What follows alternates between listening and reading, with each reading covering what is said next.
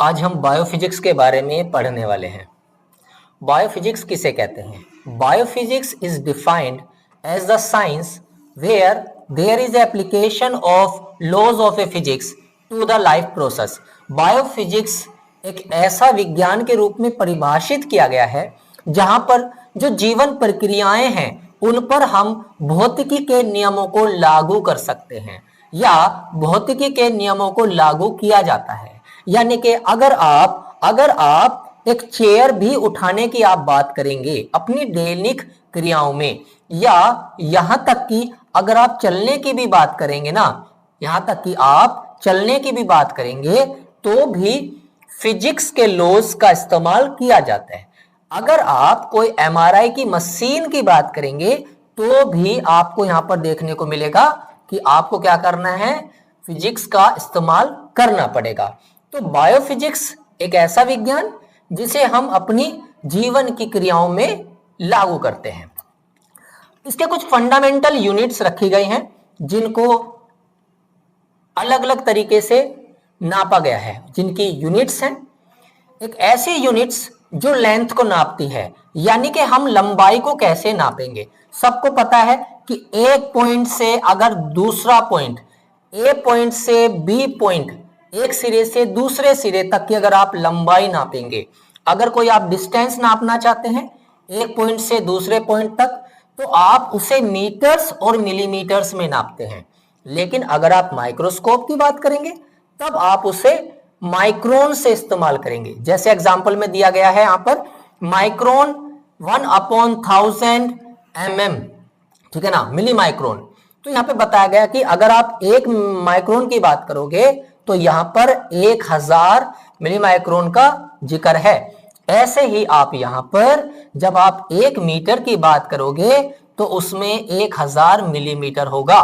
तो इसका ये क्या है, एक यूनिट है लंबाई को नापने की, जब हम किसी भी चीज की लंबाई नापते हैं। वहीं पर दूसरा, आप मास या वेट को कैसे नापेंगे। जब हम किसी को कहते हैं कि आप कितने किलो के हो तो वो व्यक्ति कहता है कि 60 किलो का हूं।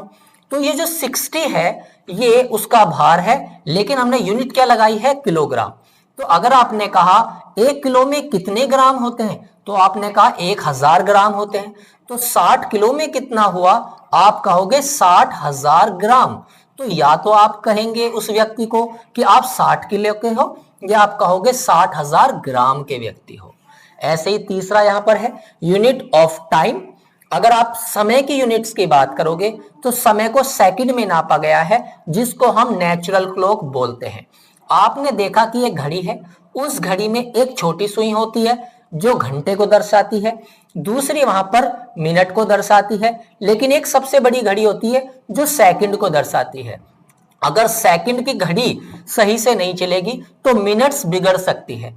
इसलिए प्राकृतिक तरीके से यहां पर सेकंड की सुई को दर्शाया गया है कि सेकंड के माध्यम से आप समझ सकते हैं। जैसे कि एक घंटे में कितनी मिनट है जी, 60 मिनट्स होती हैं, ये हमें समझ में आता है। लेकिन एक मिनट्स में कितनी सेकंड होगी, तो भी 60 सेकंड ही होने वाली है।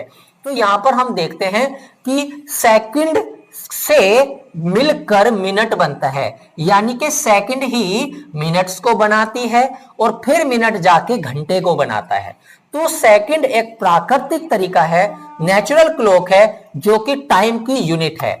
अब बायोफिजिक्स में जो हम पढ़ रहे हैं, हम उसका इस्तेमाल नर्सिंग में कैसे करेंगे। देखिए, नर्सिंग में हम इसका इस्तेमाल करने वाले हैं हमारे नर्सिंग से जुड़े हुए प्रोसीजर्स में।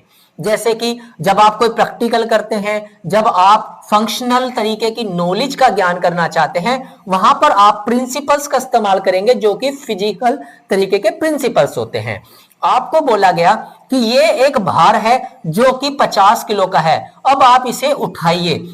तो अगर आप इसे डायरेक्ट झुककर उठाएंगे तो शायद आपके कमर में दर्द हो सकता है, लेकिन अगर आप इसे तरीके से उठाएंगे तो ये सीधा स्ट्रेट आप इसे उठा पाएंगे और आपकी कमर में दर्द नहीं होगा। तो ये जो तरीका है, जब हम एज ए नर्सिंग प्रोसीजर में हम इसको सिखाते हैं या सीखते हैं, तो ये एक प्रैक्टिकल या फंक्शनल तरह की नॉलेज में बढ़ावा देता है।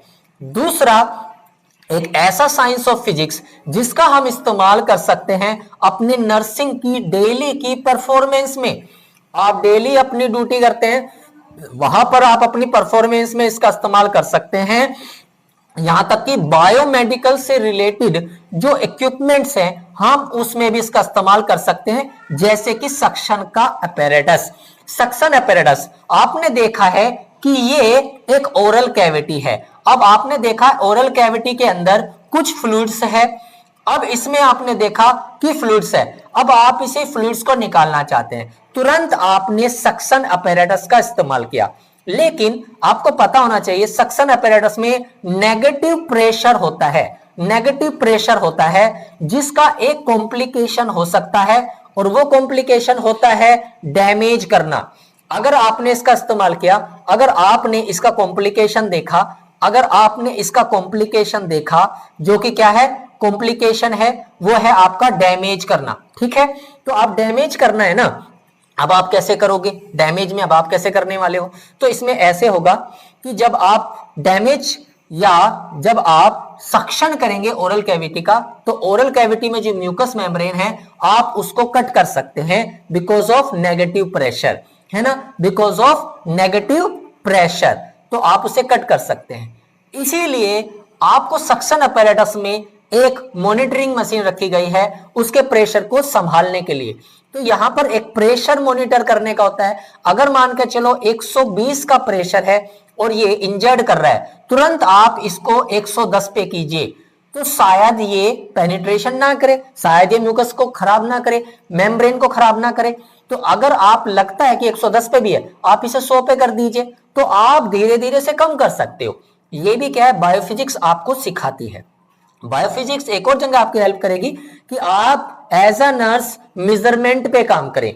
यानी कि आपने कहा किसी का ब्लड प्रेशर चेक करो, आपने कहा टेम्परेचर चेक करो, आपने कहा एमआरआई चेक करो, आपने कहा सीटी स्कैन चेक करो, आपने कहा ईसीजी चेक करो, है ना, आपने जो भी प्रोसीजर्स कहे हॉस्पिटल साइड में, उनमें फिजिक्स ही तो काम आती है। अगर आपने कहा ये स्ट्रिप्स है, इसमें हार्ट बीट आ जाएगी, आपने सिटी का, सिटी के इमेजेस आ जाएंगी।